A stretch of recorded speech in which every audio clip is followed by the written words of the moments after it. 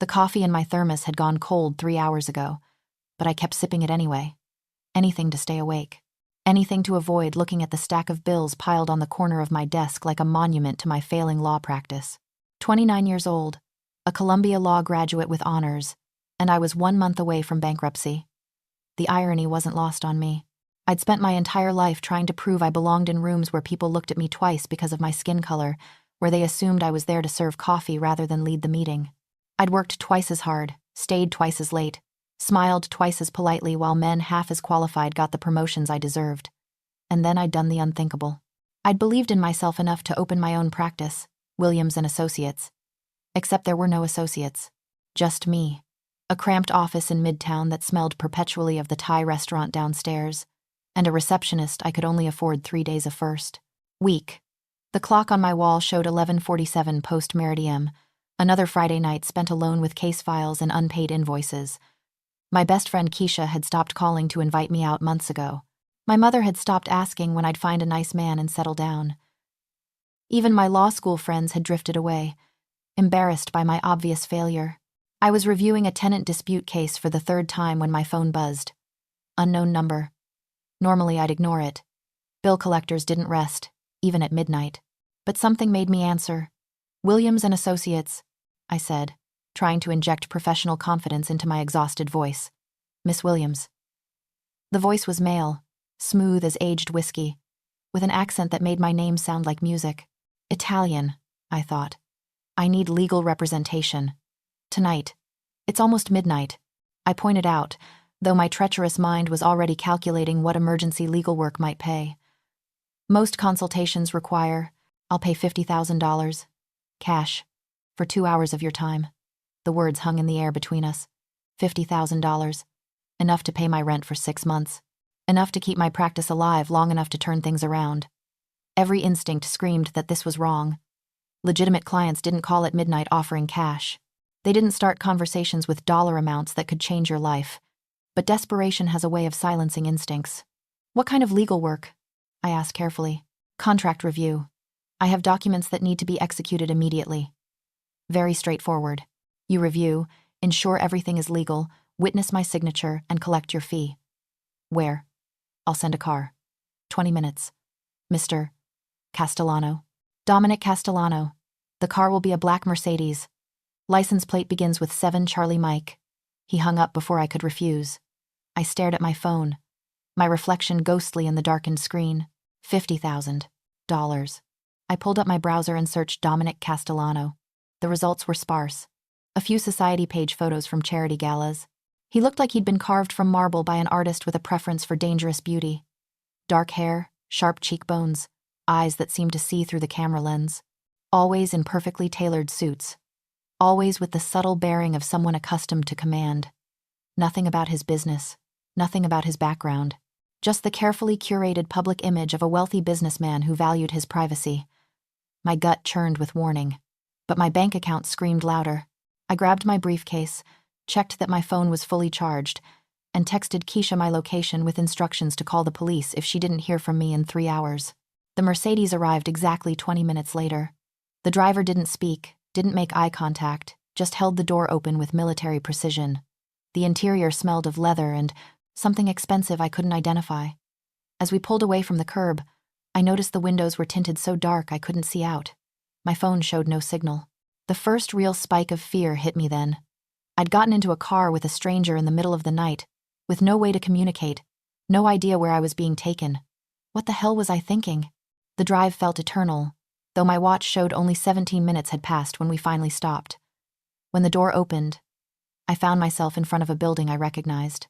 One of the most exclusive residential towers in Manhattan, the kind of place where penthouses sold for $40 million and security was tighter than the White House. A doorman in pristine uniform nodded respectfully. Miss Williams, Mr. Castellano is expecting you. Penthouse level. The elevator was all mirrors and gold accents. I watched my reflection rise toward the 50th floor, noting how out of place I looked in my off-the-rack suit and sensible heels. My natural hair was pulled back in a professional bun, a few curls escaping to frame my face. Dark skin that showed every shadow under my eyes, from too many sleepless nights. I looked exactly like what I was. Desperate. The elevator opened directly into a foyer that belonged in a museum. Marble floors, original artwork on the walls, floor-to-ceiling windows overlooking a city that glittered like scattered diamonds. And standing in the center of it all was Dominic Castellano. The photos hadn't done him justice. He was tall, several inches over 6 feet, with the kind of presence that made the massive space feel suddenly intimate. His suit was midnight blue, perfectly tailored to shoulders that suggested he did more than just sit behind a desk, dark hair styled with casual precision. But it was his eyes that caught me, pale gray, like storm clouds, assessing me with the same thorough intensity I'd used to evaluate him through my phone screen. Miss Williams. He moved forward with predatory grace, extending his hand. Thank you for coming on such short notice. His handshake was firm, warm, and lasted a fraction of a second longer than professionally appropriate. I felt the contact like electricity. Mr. Castellano, you mentioned contract review? Straight to business. I appreciate that. He gestured toward a door. My study. The room was all dark wood and leather, dominated by a massive desk that probably cost more than my entire office furniture combined. A folder sat in the center, thick with documents. Before we begin, I said, setting my briefcase down but not opening it, I need to know what I'm looking at. A marriage contract. The words hit me like a physical blow. Excuse me? A marriage contract. Between myself and a party who wishes to remain anonymous until all documents are executed. I struggled to find words. That's not how marriage works in the United States. You can't have a marriage contract without both parties present. You can't. This isn't about American law, he interrupted smoothly. It's about Italian law. Specifically, provisions in Italian civil code that recognize proxy marriages under certain circumstances. I blinked. Proxy marriages were real, technically legal in a handful of jurisdictions, but vanishingly rare in modern practice. Why would you need a proxy marriage? That's not your concern. His voice hardened slightly. I'm paying you to review documents and ensure they're legally sound, not to question my personal choices. Every instinct screamed at me to leave. But $50,000, 6 months of rent, the chance to save everything I'd worked for. I need to see the documents. He pushed the folder toward me. I opened it, and my lawyer brain immediately went to work cataloging what I saw. The first section was standard marriage certificate paperwork. Italian government forms, complete with official seals and stamps. The second section was a prenuptial agreement. Detailed financial arrangements, property rights, inheritance provisions, all fairly standard, if unusually generous to the bride. The third section made my blood run cold. Proxy authorization forms, granting authority for a legal representative to stand in for the bride during the civil ceremony. And the proxy's name was blank. Who is the bride? I asked slowly. That will be revealed after you sign the authorization.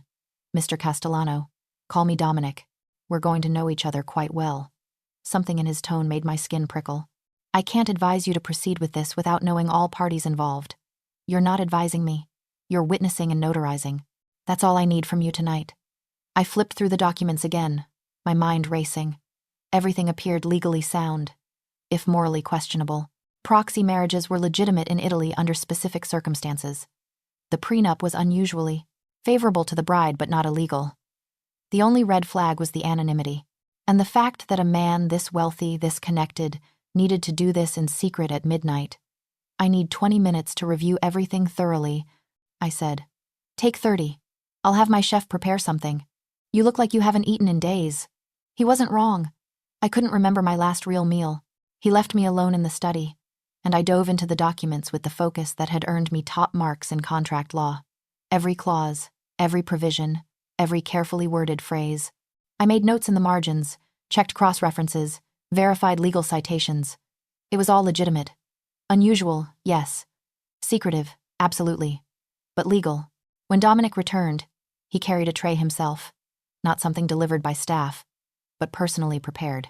The scent of garlic and tomatoes made my stomach growl audibly. Pasta carbonara, he said, setting it on a side table. My grandmother's recipe. You cook? I do many things that might surprise you. He leaned against the desk, watching as I took a hesitant bite. It was the best food I'd tasted in months. Maybe years. The documents are legal, I said between bites I was trying desperately to take slowly. But I strongly advise you to reconsider proceeding without more transparency. Noted. He pulled a pen from his jacket. Now, I need you to witness my signature on pages 7, 12, and 15. Then you'll sign as legal representative and proxy. I froze mid-bite. I'll sign as proxy? Yes. Mr. Castellano, Dominic, I can't be a proxy for a marriage I know nothing about. You know everything you need to know. The marriage is legal. The bride is willing. The financial arrangements are sound. Your role is purely ceremonial. But I don't even know who the bride is. He smiled then, and it was the most dangerous expression I'd ever seen on a human face. Beautiful and terrifying in equal measure. You do now, he said softly. You're looking at her. The room tilted. The pasta turned to ash in my mouth. What? The proxy bride. He gestured to the documents. Section 4, paragraph 2. The proxy stands in for the absent party in the civil ceremony. Which means, legally, the proxy becomes the spouse. That's not how proxy marriages work. The proxy represents someone else. They don't become, in Italian law, under these specific circumstances. They do. He pushed a page toward me. Paragraph 2, subclause C. In cases where the intended bride is unable to appear due to extraordinary circumstances and has appointed a legal proxy with full authority to enter into marriage on her behalf, said proxy, assumes all rights and responsibilities of the marriage contract upon execution. My hands shook as I read the clause. He was right. The legal language was clear. Convoluted and buried in dozens of pages of other provisions, but clear. This is fraud, I whispered. It's not fraud if you sign willingly. I didn't know what I was signing. You're a lawyer, Miss Williams. You had 30 minutes to review every word of this document. If you signed without understanding the implications, that's your failure, not mine. Rage and terror warred in my chest. I'll void it. I'll claim duress. You'll do nothing. His voice hardened. Because the moment you walked through that door, your signature became binding.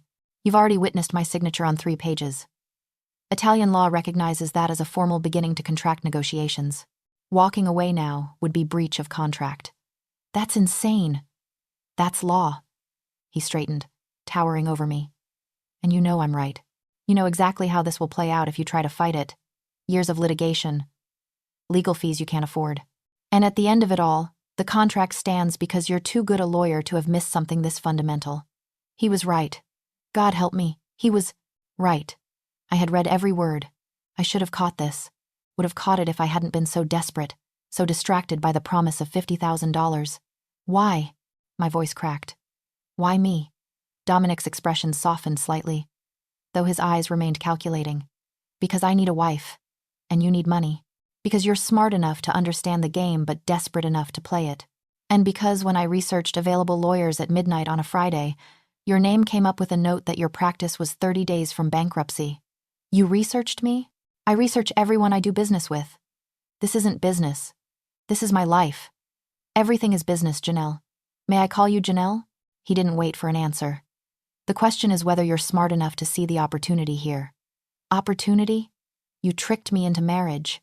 I offered you a choice. Sign and receive $50,000 immediately, plus substantial ongoing benefits as my Mayfree wife. Or walk away with nothing and watch your practice die. That's not a choice. That's blackmail. That's reality. He opened a drawer and pulled out a check. $50,000. Made out to Williams and Associates. Already signed. This is yours regardless. Call it consideration for your time tonight. Blood money. Necessary funds. He set it on the desk between us. But there's more available if you're willing to hear my full proposal. I should have left. Should have torn up the check and walked out. Should have called the police, the bar association, every authority figure I could think of. But I picked up the check instead. 5 minutes, I said. You have 5 minutes to explain why I shouldn't spend my $50,000 on a lawyer who'll destroy you. Dominic smiled, like I'd just passed another test. I need a wife for 1 year, he said. In that time, you'll live here, attend social functions with me, and maintain the appearance of a legitimate marriage. In exchange, you'll receive a monthly stipend of $20,000, full access to legal resources to rebuild your practice, and at the end of 12 months, an uncontested divorce with a settlement of $1 million. My breath caught. $20,000 a month, for 12 months, plus $1 million divorce settlement. Why? I have business interests in Italy that require married status. family holdings that can only be accessed by a properly married heir. And I need a wife who's smart enough to handle the scrutiny but not connected enough to bring her own complicated family dynamics into the arrangement. Why not just marry someone you actually care about? Something dark flickered across his face. Because love is a liability I can't afford. This is business, Janelle. Pure and simple. You need money. I need a wife. We can help each other. This is insane. This is practical. He pulled out another document. Standard marriage contract with American. Provisions. You can have your own lawyer review it if you'd like. Everything I've promised is in writing. I stared at the new document. At the check for $50,000. At the man who'd just turned my life inside out with the calculated precision of someone who'd done this before. How do I know you'll honor this? You don't. But you know your alternatives. Bankruptcy. Failure. Watching everything you worked for disappear because the system was rigged against you from the start. His voice softened. Place. Less dated. Softened. I'm offering you a way out, Janelle. 1 year. Then you walk away with enough money to build the practice you always dreamed of. Why should I trust you? Because I'm the only one offering you a choice. He extended his hand. What do you say, future Mrs. Castellano? I looked at his hand. At the check. At the empire of glass and marble surrounding me. At the ruins of my own dreams waiting back in that cramped office that smelled like pad thai and desperation. I took his hand. 1 year, I said. Then I'm gone. 1 year, he agreed. Welcome to the family, wife. The next morning, I woke up in a bedroom the size of my entire apartment. For a confused moment, I thought I'd dreamed the whole thing. Then I saw the marriage certificate on the nightstand, my signature stark against the official Italian government seal. Mrs. Janelle Castellano. I wanted to vomit. Instead, I got dressed in the same clothes from last night and found my way to the kitchen. The penthouse was even more impressive in daylight. All floor-to-ceiling windows and original artwork that probably cost more than I'd earn in 5 lifetimes. Dominic was already there, fresh from a run if his athletic clothes were any indication. He looked different in casual wear, more human somehow, though the gun I could see beneath his loose shirt reminded me this was no ordinary marriage. Coffee? He offered. I need to go home. Get my things. Figure out what the hell I'm going to tell. People. Already handled. He gestured to a woman who'd appeared silently in the doorway. She was older, maybe 60, with sharp eyes and an expression that suggested she didn't suffer fools. This is Maria. She'll help you with anything you need. Miss Williams, Maria said, though her tone suggested she knew exactly what had happened last night, and didn't approve. I've taken the liberty of having your belongings collected from your apartment. They're being moved to the penthouse as we speak. You what? I turned on Dominic. You can't just move my stuff without permission. I can when you're my wife, and Italian law says we must maintain a shared residence. He sipped his espresso with maddening calm. Besides, your lease was up in 2 weeks. I'm saving you the trouble. This is kidnapping. This is marriage. Community property. Shared assets. You agreed to all of this last night. Under duress. Under desperation. There's a difference. He set down his cup. Janelle, you can fight me on every detail, waste your energy on battles you won't win, or you can accept your new reality and make the best of it. Your choice. Maria cleared her throat. If I may, Miss Williams, I've prepared the guest suite for your personal use. You'll have complete privacy. Mr. Castellano's quarters are in the east wing. You need never see each other except for scheduled appearances. I looked between them. Dominic's carefully neutral expression. Maria's slightly sympathetic one. The absurdity of the situation crashed over me in waves. I was married to a man I'd met 12 hours ago, living in a penthouse I couldn't afford to rent for a day, with a bank account that suddenly had $50,000 more than it did yesterday. Show me the guest suite, I said to Maria. If I was going to survive this year, I needed space to think. The guest suite turned out to be larger than my entire former apartment, complete with a sitting room, private bathroom, and walk-in closet already filled with clothes that fit me perfectly. How did you get my size? I asked Maria. She had the grace to look slightly uncomfortable. Mr. Castellano is very thorough in his research. That's a polite way of saying he's been stalking me. That's a harsh way of saying he believes in being prepared. She gestured to a desk already set up with a laptop and phone. Your office equipment has been upgraded. The laptop has access to all legal databases. The phone is secure. Secure from what? From anyone who might want to use your connection to Mr. Castellano against you. Ice trickled down my spine. What exactly does he do, Maria? That's not my story to tell. She moved toward the door. But I will say this. He's not a good man, Miss Williams. But he's not entirely bad either. He exists in the gray spaces where most people fear to go. That's not reassuring. It wasn't meant to be. It was meant to be honest. She paused at the threshold. For what it's worth, I've worked for Mr. Castellano for 15 years. In that time, I've never seen him break his word. If he promised you a divorce in 1 year, you'll get it. And in the meantime, you're the most protected woman in New York. She smiled thinly. Whether that's a comfort or a curse depends on your perspective. After Maria left, I collapsed into the desk chair and opened my laptop. Dozens of emails waited, most of them from bill collectors and angry clients. But there was one new message that made me freeze. From D. Castellano to J. Williams. Subject: Your schedule. I've taken the liberty of arranging for your cases to be transferred to partners who can handle them during your transition period. Your office will remain open with a skeleton staff, all expenses covered.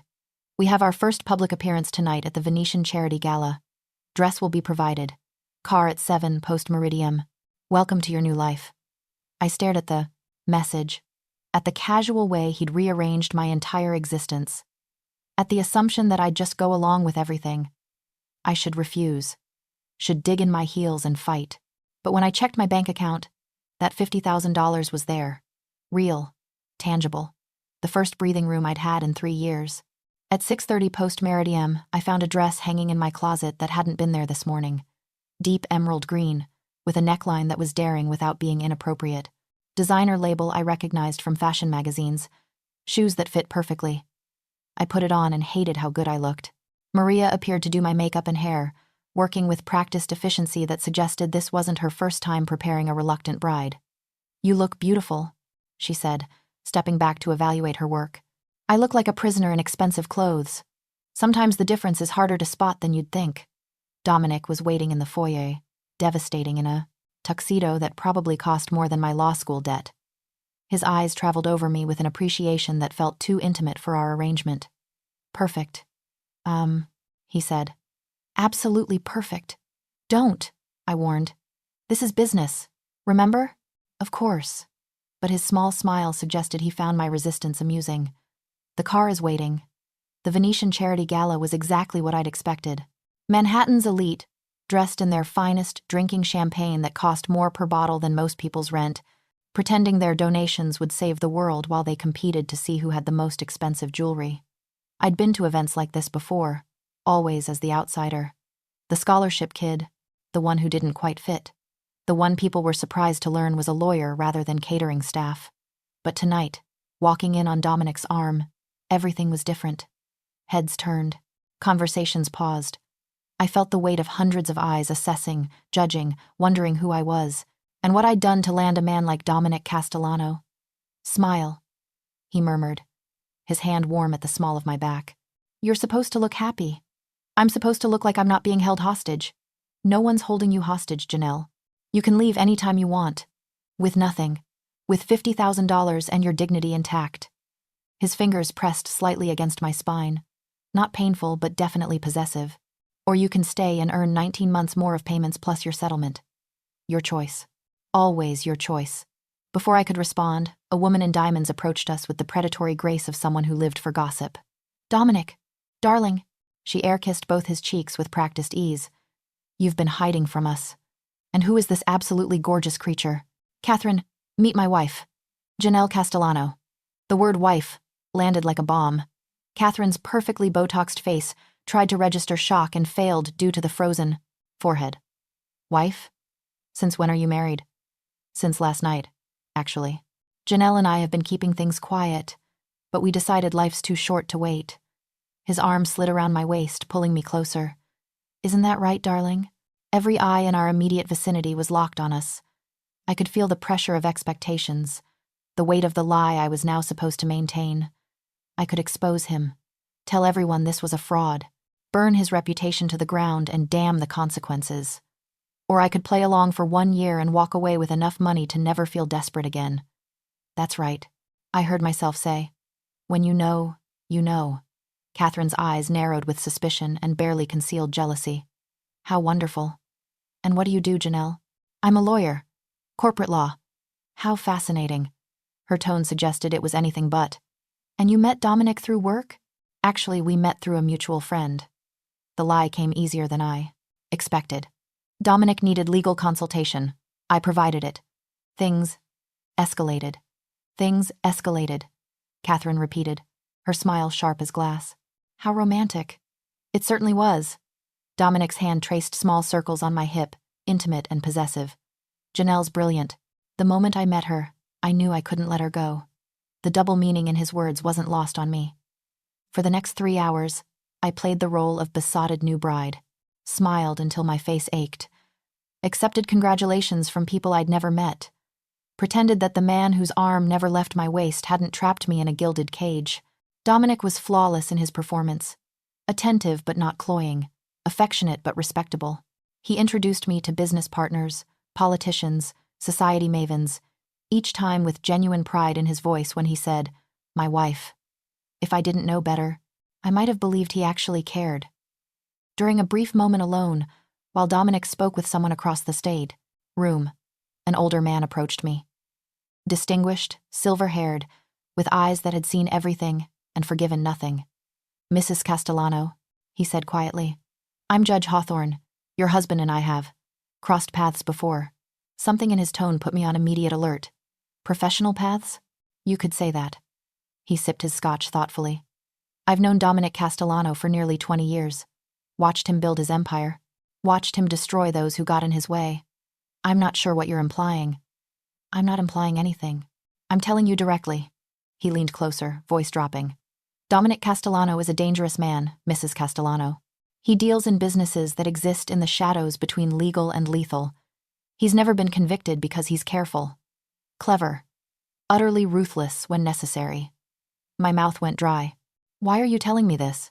"Because you're wearing the look of someone who walked into a trap." His eyes were kind despite his harsh words. "And because I've seen what happens to people who underestimate him. If you need help, Janelle." Dominic's voice cut through the conversation like a blade. He appeared at my elbow, all predatory grace and barely contained warning. "Judge Hawthorne, how unexpected to see you here." "Dominic." The judge didn't flinch from the implied threat. "I was just congratulating your lovely bride." "How thoughtful." Dominic's hand found the small of my back again, fingers splaying possessively. "We should be going. Long day tomorrow." As he guided me away, I could feel the judge's eyes on my back, a silent question hanging in the air. Did I want to be saved? The problem was, I wasn't sure I did. The car ride home was silent. Dominic stared out his window, jaw tight, while I processed everything Judge Hawthorne had implied. Finally, as we pulled into the private garage beneath the building, I couldn't stay quiet anymore. "Is it true?" "Is what true?" His voice was carefully neutral. "What the judge suggested. About your business. About how you make your money." Dominic turned to face me, and in the dim garage lighting, he looked like something carved from shadow. Would it change anything if it was? "I don't know." "Yes, you do." He leaned closer, close enough that I could see the flecks of blue in his gray eyes. "You know exactly who I am, Janelle. You knew the moment I offered you $50,000 cash at midnight. You knew when you saw the gun. You knew when you signed those papers. I didn't know the specifics. The specifics don't matter. What matters is that you made a choice.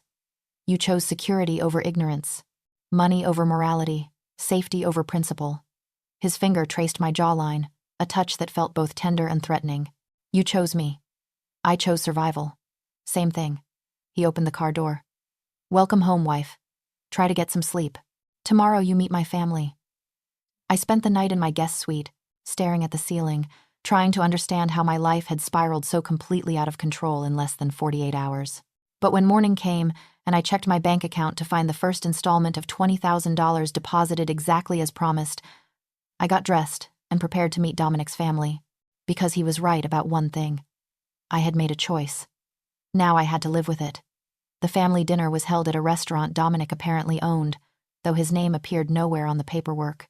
We arrived early, and he guided me through the empty dining room with a hand that never left my lower back.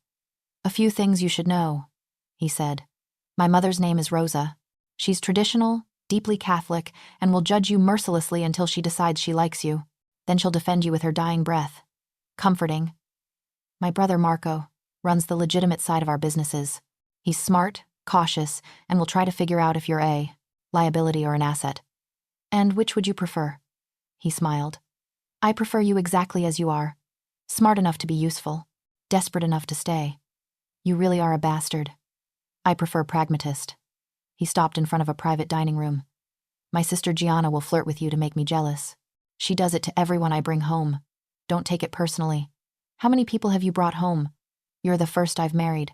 Before I could process that, he opened the door to a room full of loud Italian conversation, gesturing hands, and the overwhelming scent of garlic and wine. The room fell silent when we entered. Rosa Castellano was a small woman with steel in her spine and eyes that missed nothing. She looked me up and down with the thoroughness of a general inspecting troops, then said something in rapid Italian that made Dominic sigh. She says you're too thin and she needs to feed you, he translated. I said more than that, Rosa replied in accented but perfect English. I said you're too thin, too proud, and clearly too smart to have married my son for love.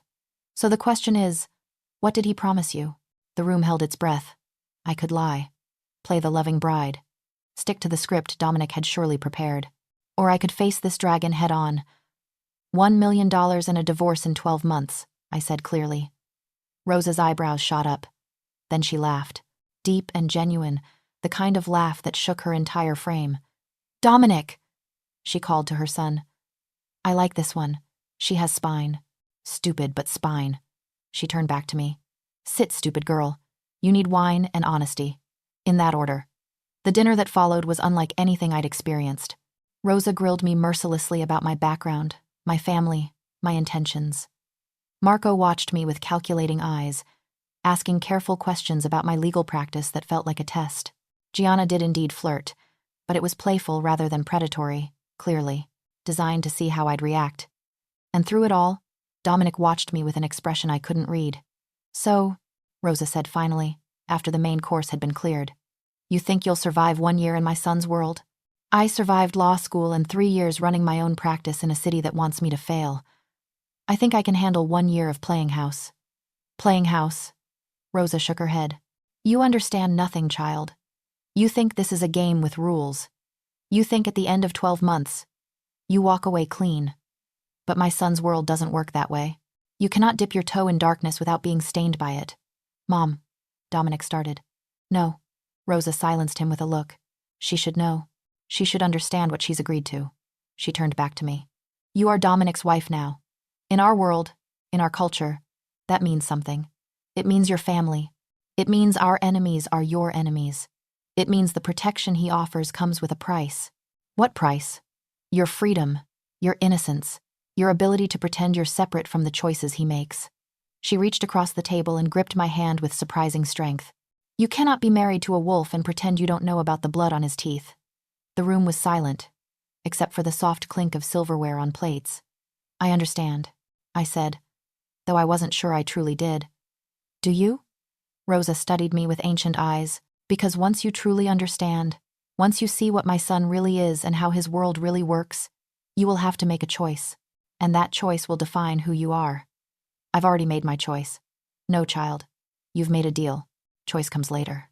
The conversation shifted after that, becoming lighter, touching on family gossip and business updates that meant nothing to me. But Rosa's words echoed in my mind. You cannot dip your toe in darkness without being stained by it. The question was I already stained? Or did I still have time to wash myself clean? 1 week into the marriage, I was starting to establish a routine. Mornings were mine to work on my practice, which was somehow thriving despite my absence. Afternoons were for appearances at various social functions. Evenings were unpredictable. And nights were the hardest. The penthouse was enormous, but I could feel Dominic's presence in every room. The scent of his cologne lingering in hallways, the sound of his voice on phone calls in his study, the weight of his attention even when we were in separate wings. I tried to focus on the money, tried to remind myself that this was temporary, but I was starting to realize that nothing about Dominic Castellano was temporary. The first crack in my armor came 2 weeks in. I was working late in my study, reviewing a case file for a client I'd kept on personally, when raised voices erupted from Dominic's wing.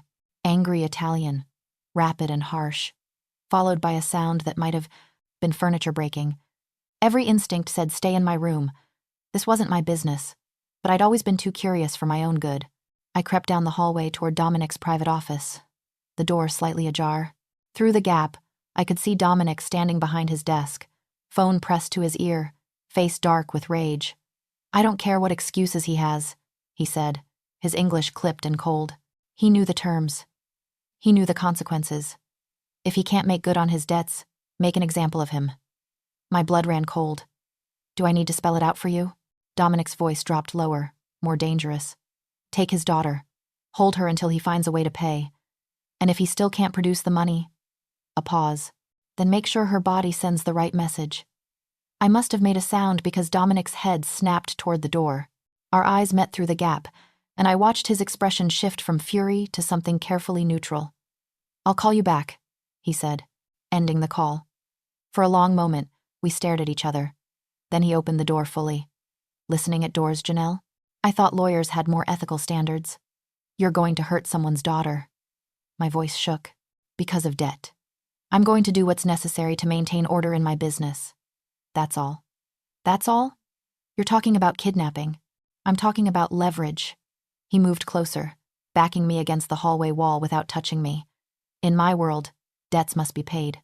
Otherwise, everyone thinks they can take what's mine without consequence. She's an innocent girl."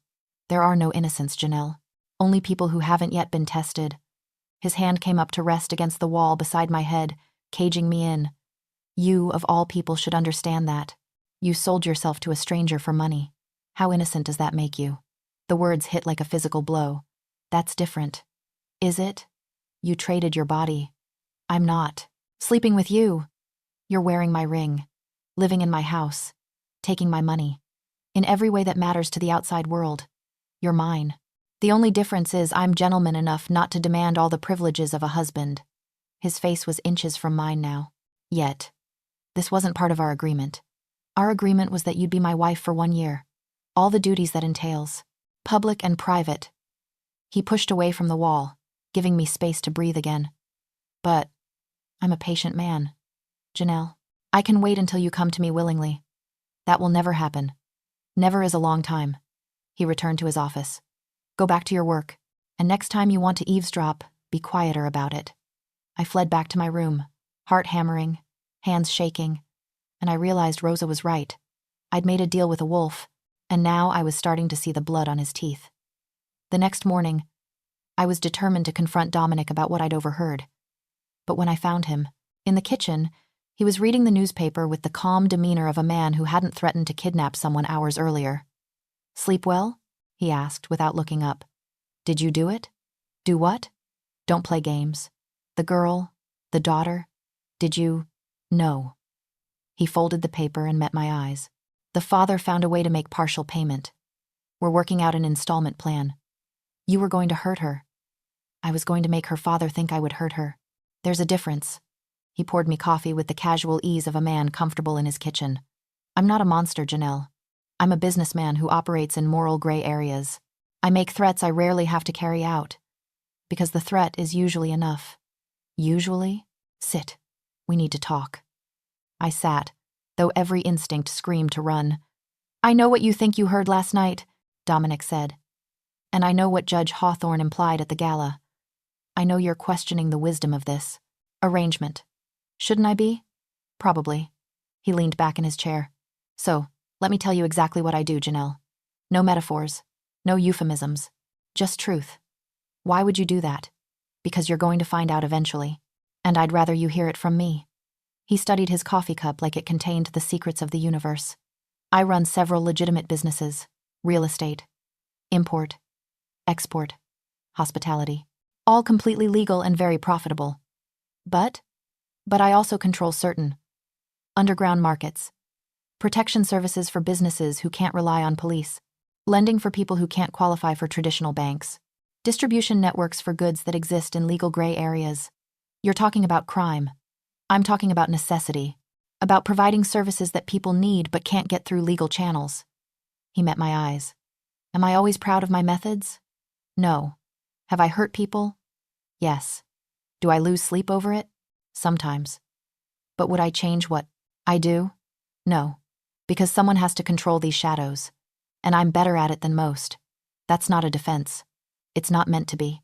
It's an explanation. He reached across the table, his hand covering mine before I could pull away. I'm not asking you to approve, Janelle. I'm asking you to understand. This is who I am. This is what our marriage means.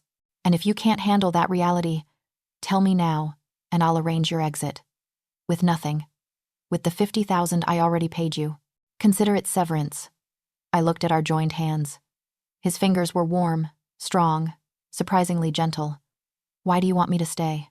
Because you're useful. Because you're smart enough to navigate my world without becoming a liability. Because every empire needs a queen who knows how to wear a crown without forgetting it's just a costume. He squeezed my hand. And because despite everything, I think you're starting to see that we're not so different. We're nothing alike. Aren't we? You bend rules to help your clients. I break them to help my people. You find loopholes in the law. I exploit them. You convince yourself you're doing good while working in a corrupt system. I've just stopped pretending the system isn't corrupt. I wanted to deny it, wanted to claim moral superiority, but he wasn't entirely wrong. 1 year, I said quietly. Then I walk away. No matter what. 1 year, he agreed. But I think you'll be surprised by what can happen in that time. He was right about that too. 3 months into the marriage, things shifted in ways I hadn't anticipated. It started small. Dominic and I fell into a rhythm. Morning coffee together, evening debriefs about our days. He was surprisingly easy to talk to when he wasn't being threatening. Funny in a dark way, intelligent in ways that went beyond business, and frustratingly attractive. I noticed it first when he came home from the gym, sweat-soaked shirt clinging to muscles. I'd tried very hard not to notice. Then when he wore reading glasses while working, looking more like a professor than a crime boss. Then when he laughed at one of my jokes, his whole face transforming from dangerous to beautiful. I was in trouble. The real problem came at the Donovan wedding. It was our first major social event as a couple since the charity gala. High society wedding, hundreds of guests, the kind of affair where being seen mattered more than the ceremony itself. Dominic was attentive all evening, playing the devoted husband with an expertise that made me wonder how much was performance and how much was becoming real. We danced. His hand at my waist, my hand in his, moving together with an ease that suggested we'd done this before. You're a good dancer, I said. My mother insisted I take lessons.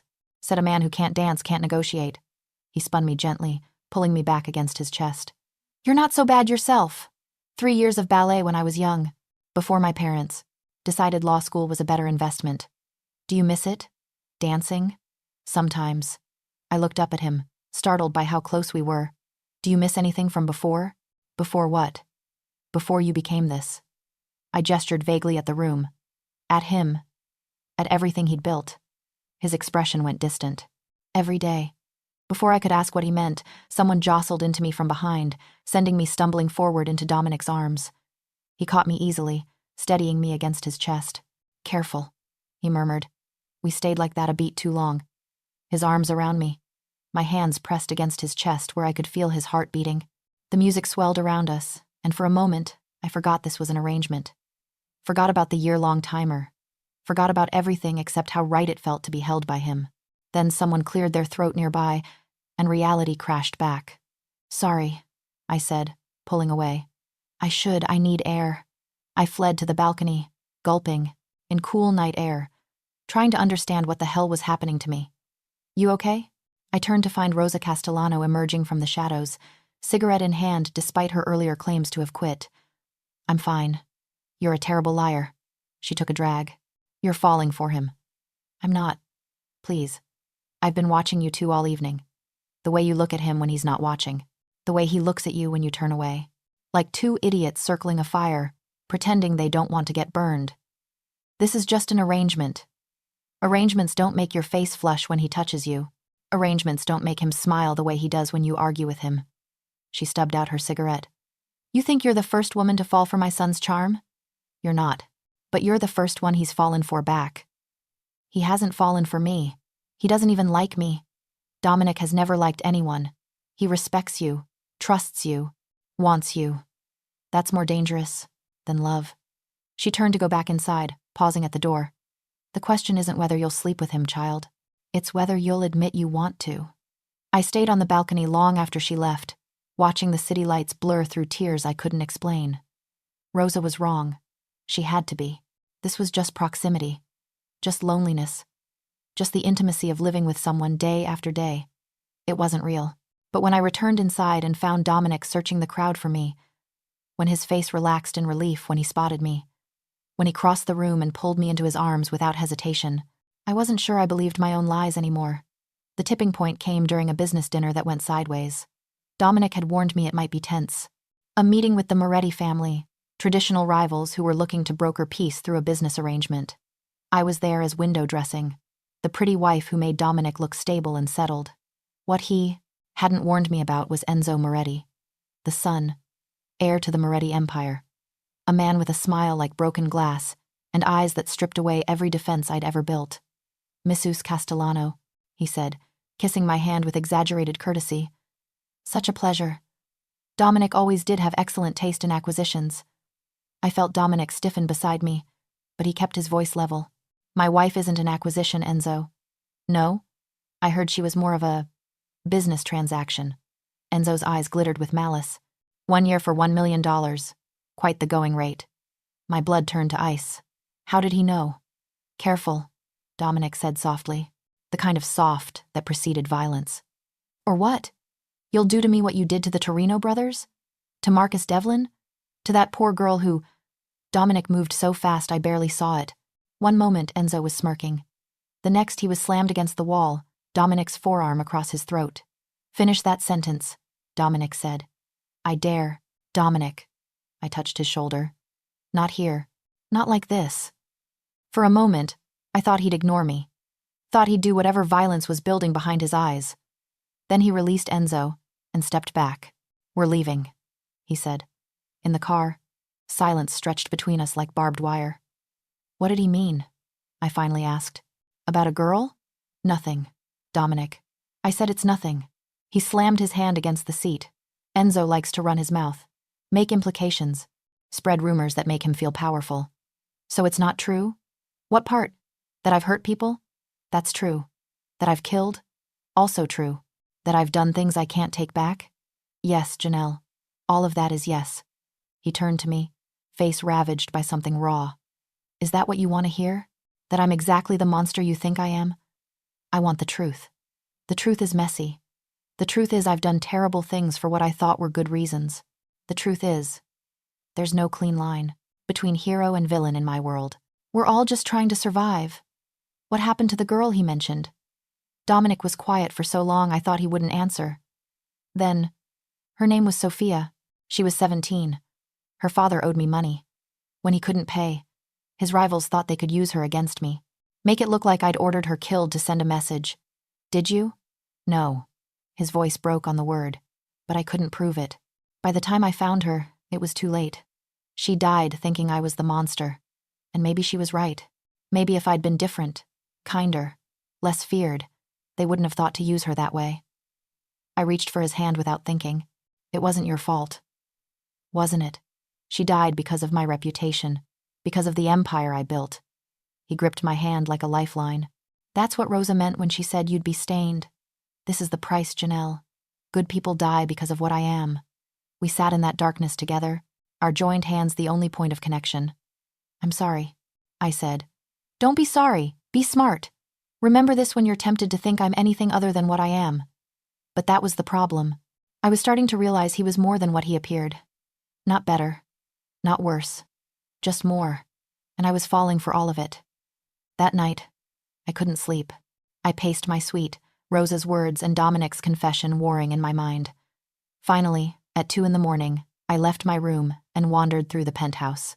Found myself outside Dominic's study, where light still spilled from beneath the door. I knocked softly. Come in. He was at his desk, shirt unbuttoned, tie discarded, surrounded by paperwork. He looked up when I entered, and something shifted in his expression. Couldn't sleep? No. I moved into the room, drawn by something I couldn't name. I keep thinking about what you said. About Sophia. Don't. It's done. Past. Is it? Or do you carry it with you every day? He set down his pen. What do you want, Janelle? I want to understand. Why you do this. Why you've built this life. Why you needed a wife badly enough to trap someone into marriage. I told you. You told me what you wanted me to believe. But I think there's more. I think you're not just playing a role. I think you're lonely and scared and trying desperately to control a world that keeps spinning out of your grasp. His jaw tightened. You don't know me, don't I? I moved closer. 3 months, Dominic. I've lived with you, eaten with you, attended your functions, met your family. I've seen how you drink your coffee and how you pace when you're thinking. I've heard you on the phone at 3 a.m. handling crises. I've watched you be ruthless and gentle in the same breath. And what do you think you've learned? That you're human, complicated, flawed, that you're not the monster Enzo implied or the businessman you pretend to be. You're somewhere in Dodd, between.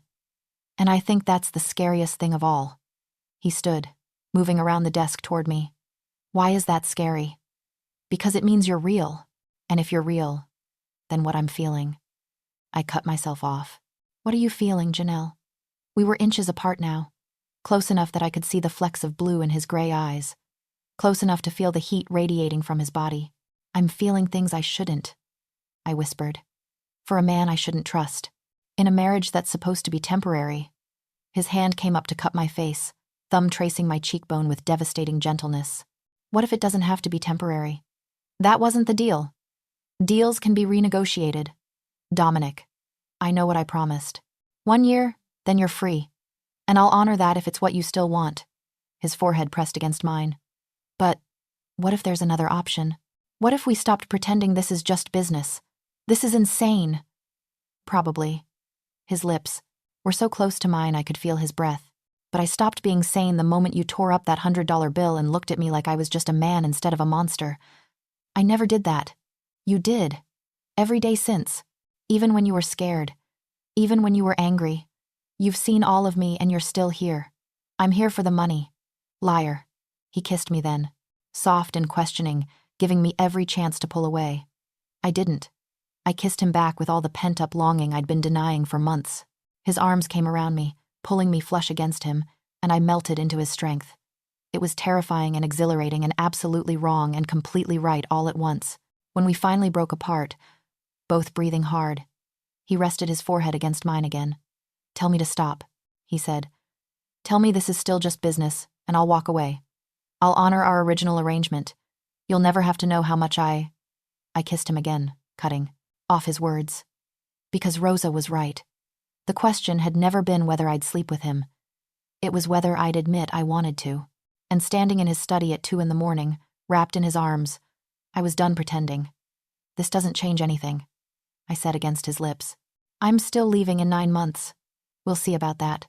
He lifted me onto his desk, scattering papers.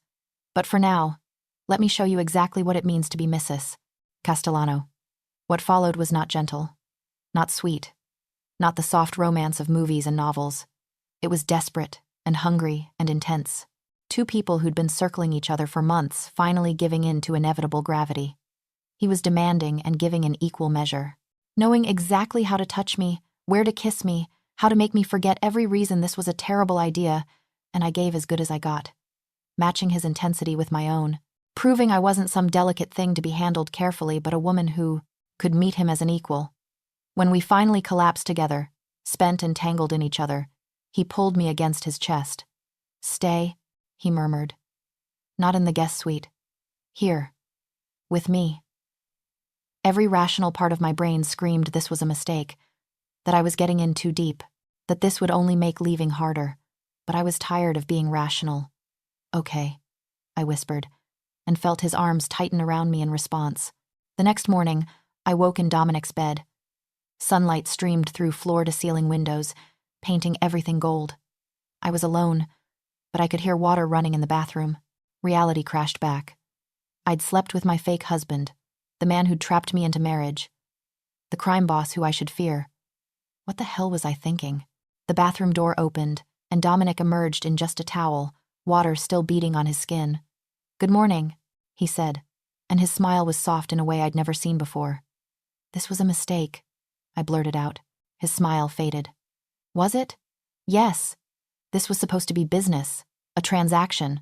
Not. I gestured helplessly at the rumpled bed. This. Things change. No. Things got complicated. There's a difference. I scrambled up, pulling the sheet around me. I need to go back to my room. We need to pretend last night didn't happen. I'm not pretending anything. He moved toward me. Janelle. No. Don't. I held up a hand to stop him. Last night was. It was a moment of weakness. For both of us. But it doesn't change our arrangement. It doesn't change that I'm leaving in 9 months. You keep saying that.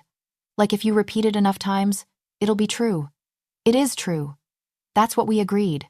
We agreed before last night. Before you admitted you had feelings. He was in front of me now, crowding my space in that way that made me feel both trapped and safe. Before I showed you exactly how good we could be together. One night of sex doesn't change anything. Doesn't. His hand came up to cup my face, forcing me to meet his eyes. Tell me you didn't feel it. The connection. The way we fit together. Tell me you're not terrified because you're starting to realize you could have a real future here. I don't want a future here. I want my practice. My independence. My life back. What life, Janelle? The one where you were drowning in debt and working yourself to death? The one where you were completely alone because you'd pushed everyone away in your quest to prove yourself? His voice softened. I'm offering you something better. A partnership. A real marriage. A life where you don't have to fight every battle by yourself. At what cost? My integrity? My principles? My ability to look at myself in the mirror? Your principles didn't pay your rent. Your integrity didn't save your practice. I did. The words hit like a slap. Is that what you think? That I should be grateful? That I owe you my life because you paid my bills? I think you should stop fighting what's clearly working. We're good together, Janelle. In bed, yes, but also in every other way. We challenge each other, make each other better. Why walk away from that? Because it's built on a lie. Because you trapped me into this. Because every moment I spend here, I become more like you. And I can't. My voice broke. I can't become that. Become what? Someone who compromises their values for comfort. Someone who justifies terrible things because they serve a purpose. Someone who loses themselves completely in someone else's world. Dominic stepped back like I'd struck him. I see. His voice went cold, distant. You're not falling for me. You're just slumming. Having a bit of excitement before you go back to your respectable life. That's not fair. None of this is fair. But I've been honest about who I am from the beginning. You're the one who keeps pretending. He moved toward his closet, dismissing me. You're right. Last night was a mistake. It won't happen again. I should have been relieved. Should have felt vindicated. Instead, I felt like I'd just lost something precious. I dressed quickly and fled back to my suite, where I promptly broke down. Because he was right about one thing. I was terrified. Not of him, not of his world, but of how much I wanted to stay. The next 6 months were torture. Dominic and I maintained the appearance of a happy marriage in public, but at home, we were strangers, sharing space. He was polite, distant, treating me with the same courtesy he'd show a business associate. It was exactly what I'd said I wanted. I hated every second of it. My practice was thriving. The money Dominic provided had allowed me to hire 2 associate lawyers, move to a better office, take on higher-profile cases. I was building everything I'd dreamed of. But I was miserable. I missed him. Missed our morning coffee conversations. Missed the way he'd explain his business decisions and actually listen to my input. Missed the feeling of his arms around me, making me feel protected and challenged in equal measure. I'd pushed him away, and he'd respected that. Why did doing the right thing feel so wrong? The breaking point came at month 9. One of my clients, a woman being stalked by her ex-husband, showed up at my office beaten and terrified. He'd found her at the shelter, threatened to kill her. The police said they couldn't do anything without more evidence. I was sitting with her, trying to figure out legal options, when my phone buzzed. Dominic, I heard about your client. Give me a name and address. Me. What? Dominic. The man threatening her. Give me his information. Me. I can't do that. It's privileged information. Dominic. Janelle. Give me the information, or watch him kill her. Your choice. I looked at my client's terrified face, at the bruises forming on her arms, at the hopelessness in her eyes. I sent Dominic the information. 3 hours later, my client's phone rang. It was her ex, calling from a hospital bed, with a broken jaw that made his words barely understandable. He was very sorry. He wouldn't bother her again. He was moving across the country. Please don't press charges. She hung up and stared at me. What did you do? I called in a favor. From your husband. From my husband. She was quiet for a long moment. Then, thank you. After she left, I sat in my empty office, staring at my phone. Dominic had done what I couldn't. Protected someone vulnerable, using methods I couldn't condone but couldn't deny were effective. And I'd enabled it. Rosa was right. I was stained now. Complicit. The question was, did I regret it? When I got home that night, Dominic was waiting in the living room. He looked exhausted, his knuckles bruised, dried blood on his collar. Is he alive? I asked. Unfortunately for him, yes. Will he really leave her alone? He'll leave her alone, or he'll lose more than his jaw next. Time. I should have been horrified. Should have lectured him about violence and consequences. Instead, I crossed the room and kissed him. He froze. Then his arms came around me with desperate intensity. What are you doing? He murmured against my lips. Admitting you were right. I'm terrified. I'm compromised. I'm falling in love with a man I shouldn't trust, and I don't know what to do about it. Start by staying. He pulled back to look at me. Renegotiate our deal. Give us a real chance. What if I can't separate who you are from what you do? Then you see all of me and decide if it's worth it. His hand cupped my face. I'm not asking you to approve of my methods, Janelle. I'm asking you to accept that they're part of who I am. The same way your intelligence and stubbornness and incredible capacity for compassion are part of who you are. I'm not compassionate. I sent you after that man. You protected someone vulnerable. Used the tools available to you. That's not compromise. That's pragmatism. You're turning me into you. I'm helping you become more yourself. The woman who'll do whatever it takes to get justice, even if it means getting her hands a little dirty. I leaned into his touch, exhausted from fighting. What happens when the year is up? We start a new agreement. 1 year at a time, renegotiated annually, until one of us wants out. And if I want out, then you walk away. With the settlement, I promised. No strings attached. He smiled slightly. Though, I'll spend every day until then convincing you to stay. That's manipulative. That's marriage. Convincing your partner every day that you're worth staying for. I laughed despite everything. You're impossible. But I'm your impossible. He kissed me softly. Stay, Janelle. Not because you have to, but because you want to. I thought about my practice, about the good work I could do with unlimited resources, about the clients I could help with, both legal, expertise, and Dominic's unique form of protection. I thought about Rosa and Maria and Marco and Gianna, about the strange family I'd found in the most unlikely place. I thought about Dominic, about loving him despite his flaws, maybe even because of them, about building something real from a fake beginning. 1 year at a time, I said finally. His smile was blinding. 1 year at a time. But I have conditions. Of course you do. You're a lawyer. I keep my practice, my independence, my name. Agreed.